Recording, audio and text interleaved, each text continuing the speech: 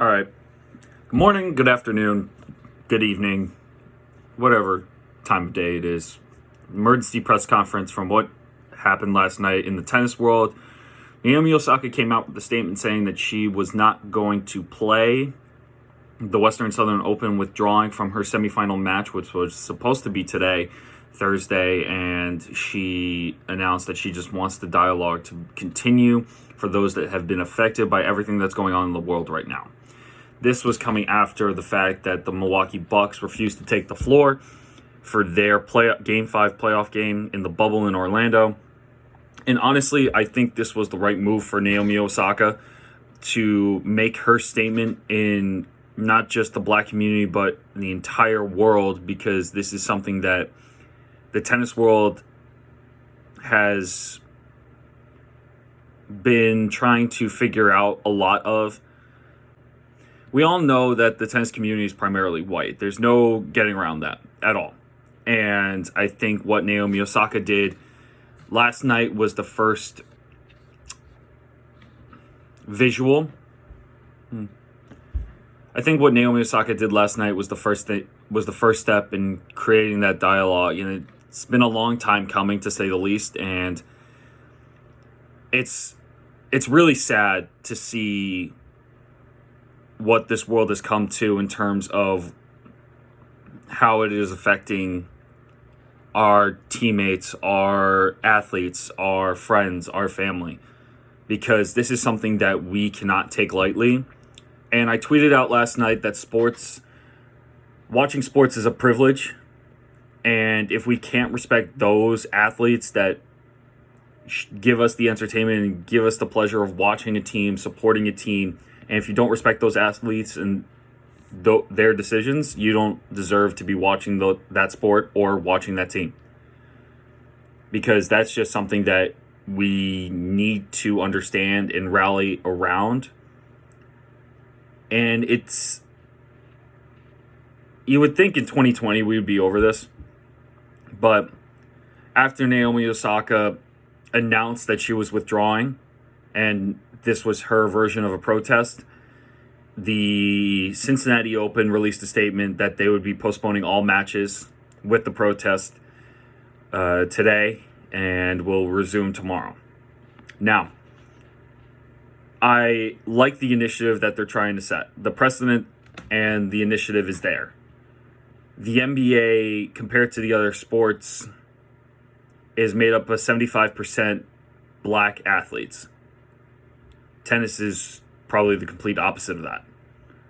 And what the NBA is doing is that for those of you who don't know, is that the NBA has decided or is in talks of whether or not to continue the season. The whole point of them going down to the bubble was not just for basketball, but to create a statement with Black Lives Matter, which is unbelievable and fantastic and was well needed.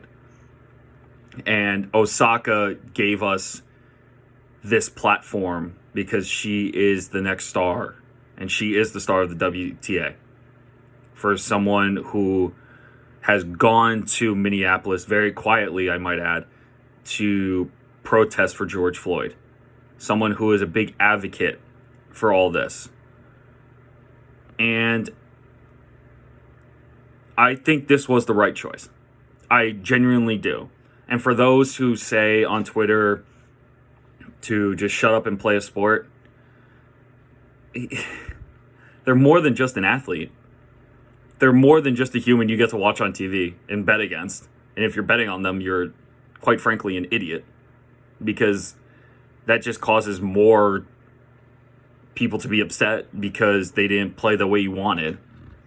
If they win, you're very happy because you win money, but if they lose, you send racist and very mean tweets to these athletes that don't deserve it because you're betting on dumb money. You're betting dumb money. And the project that Taylor Townsend and Chris Eubanks have posted about Shut Up and Serve, if you haven't checked that out, it's an unbelievable movement that they've posted and sharing what they've gone through. It's unbelievable and well-deserved, because it's just something that people need to know about and need to recognize during this time. I want to use this platform to show you guys and alert you guys of what's actually going on in the world, especially if it is affecting the tennis world, which I am a part of, and I like to say that I am a part of. And we have to use these platforms to create change. Osaka did that. She started a whole movement. And I think with that movement, Osaka's starting to get the ATP, the WTA, and these tournaments to recognize that there's more going on than just the tournament.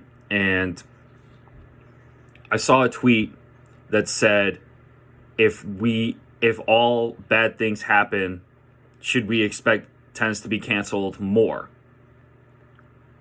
And I don't think that's the mentality to have. I think that's something that you have to realize, that they're taking a stand for what they believe in and what's an injustice that should have been gone a very long time ago. So you can't really say, if they keep doing this, there's not going to be sports to play. Well, they're using their platform to create change. And Osaka is the forefront, as well as Coco Gauff, as well as Serena Williams, as well as Sloane Stephens, all these black, powerful female athletes, as well as male athletes too, what Chris Eubanks does, what Francis Tiafoe does. Invoking change. That's what we need.